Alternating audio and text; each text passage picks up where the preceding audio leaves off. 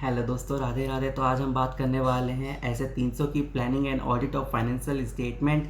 As a auditor हमें financial statement पे audit करने से पहले हमें कैसे प्लानिंग स्टार्ट करनी चाहिए, इनिशियल प्लानिंग के क्या क्या स्टेप होते हैं, ये ऐसे बेसिकली इसके बारे में बताता है। अभी हमने ऐसे 200 की सीरीज़ खत्म करी। क्या देखा हमने? ऐसे 200 में देखा ओवरऑल ऑब्जेक्टिव, फिर ऐसे 210 आया initial audit engagement, then SA 220 आया quality control and then so on.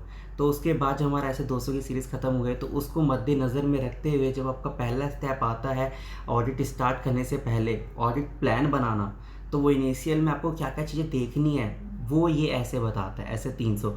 तो जैसा नाम वैसा ही इसका स्कोप हो गया। This SA deals with the auditor's responsibility to plan and audit of financial statement. ये ऐसे डील करता है plan and audit of financial statement. This SA is framed in the context of recurring audit. Recurring audit मतलब year by year basis पे। अब objective of auditor, अब objective क्या है? The objective of the auditor is to plan the audit so that it will be performed in an effective manner, effective manner में, ताकि हमारा audit हो सके। अब बात करते हैं इसमें। अब इसका थर्ड पॉइंट बोलता है इन्वॉल्वमेंट ऑफ की इंगेजमेंट टीम मेंबर। अब जब आप हे ऑडिटर, जब आप ऑडिट प्लान बना रहे हैं तो आपके जो की इंगेजमेंट टीम मेंबर है, जो सीनियर मैनेजमेंट है, जो आपके पार्टनर्स है, उन सबको भी ना ऑडिट में प्लान बनाते हुए तो उनको आप कंसिडर करें, इन्वॉल्व करें। जैसे हमने ऐसे 220 में बात करी इंगेजमेंट क्वालिटी कंट्रोल रिव्यूअर, उनको भी आप इन्वॉल्व करें अपने ऑडिट टीम ऑडिट प्लान बनाते वक्त। तो अब ये क्या बोल रहा है? The engagement partner and other की मेंबर, जो अदर की मेंबर है, की member of the engagement team shall be involved in planning the audit,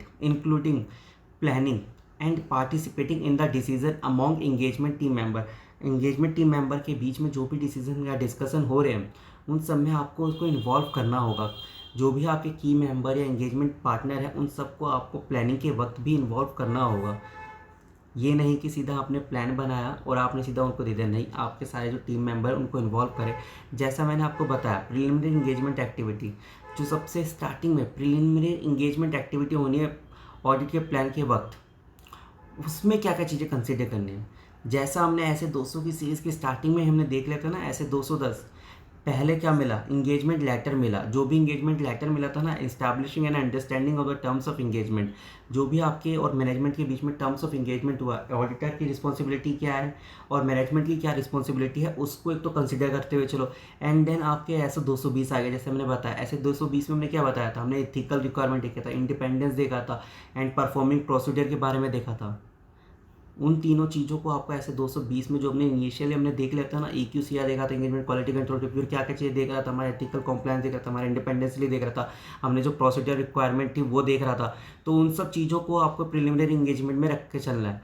तो इसमें बोला है सर ऐसे 220 लिखा हुआ है। सर हमें ऐसे 220 लिखना? हाँ, ऐसे 220 नहीं लिखा और आपने सीधा ये लिख लिया कि हमें एथिकल रिक्वायरमेंट चेक करना होता है, नंबर नहीं मिलेंगे, क्योंकि पेपर में क्वेश्चन ही भगवान है।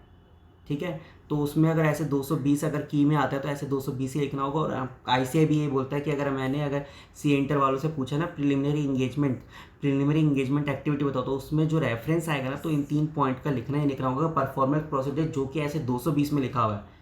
ठीक है, and evaluating the compliance with ethical requirement. Ethical requirement क्या क्या होगी? Including the independence as required by SA 220। Independence जो भी आपने चेक करता है ऐसे 220 में, वो सब आपको देखना होगा। फिर ऐसे 210 में जो आपने अंडरस्टैंडिंग ली थी, टर्म्स ऑफ इंगेजमेंट, रिस्पॉन्सिबिलिटी आपकी क्या है, मैनेजमेंट की क्या है, वो सब जो भी था ऐसे 210 में जो हमने इनिशियल ऑडिट इंगेजमेंट था वो भी आपको चेक करना होगा। प्रिलिमिनरी इंगेजमेंट एक्टिविटीज़ में जब हम प्लान बनाने जा रहे हैं तो उस समय हमें इन सब चीज़ें रखना होगा टेबल पे, जो हमारे पास चीज़ें हैं। अब आते हैं प्लानिंग एक्टिविटी। प्लानिंग की एक्टिविटी में क्या क्या चीज़ें होगी involve?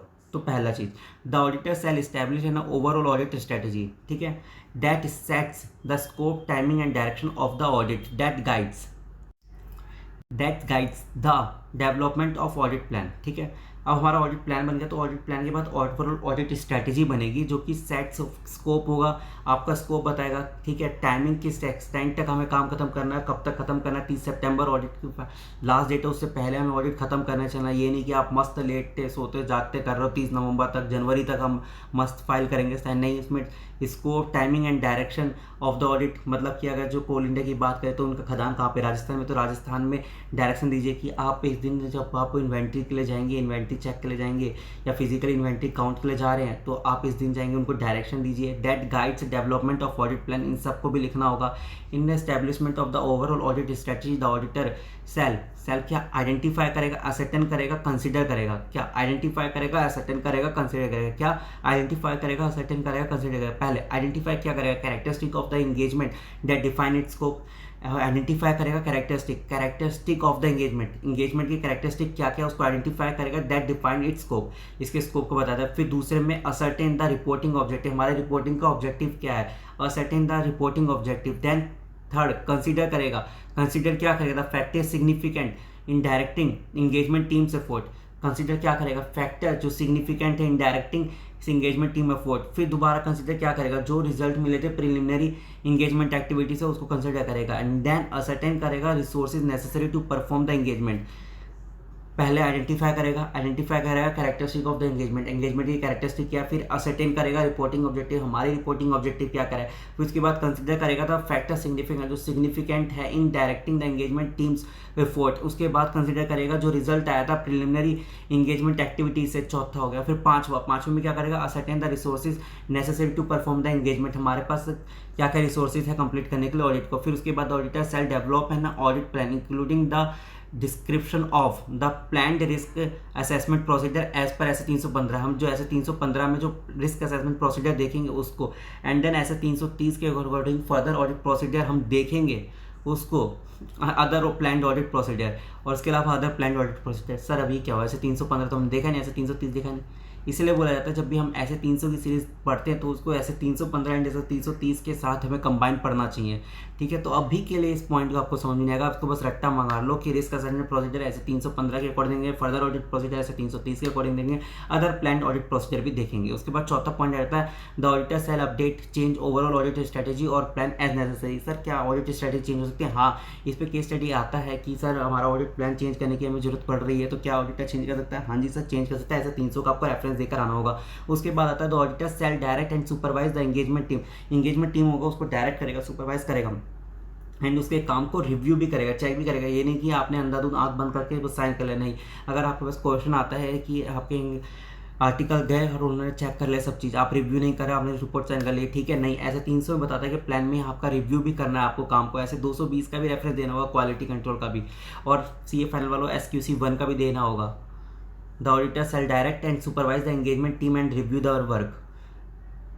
Now the last other important point to be consider, other important point जो कंसिडर करने होंगे। पहला डॉक्यूमेंटेशन, हमेशा की तरह जो आपने ओवरऑल ऑडिट स्ट्रैटेजी बनाया उसको डॉक्यूमेंट कीजिए, ऑडिट प्लान आप डॉक्यूमेंट करें, और जो भी सिग्निफिकेंट चेंजेस आए थे मेड टू द स्ट्रैटेजी और the audit plan along the with the reason, जो भी आपके ऑडिट प्लान और स्ट्रैटेजी में जो भी चेंजेस आए थे उसके रीजंस क्या क्या हैं और क्यों चेंजेस हुए थे वो सब लिखना होगा।